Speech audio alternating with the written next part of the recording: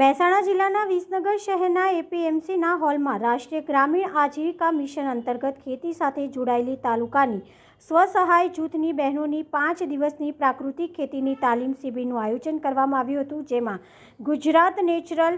Farming science university હાલોલના research organisation દ્વારા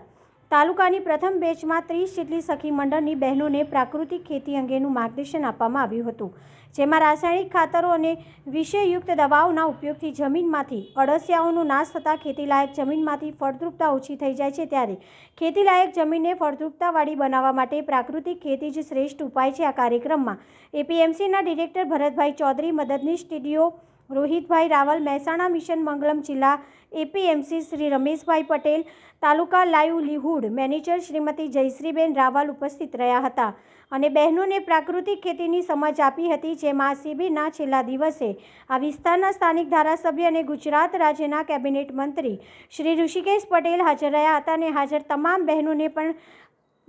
પ્રાકૃતિક ખેતીના મહત્વ વિશે જાણકારી આપી હતી। આ શિબિરના આયોજન માટે આયોજકોને પણ અભિનંદન આપ્યા હતા। રિપોર્ટર પ્રકાશ સિંહની DT ન્યૂઝ લાઈવ 24 વિસનગર।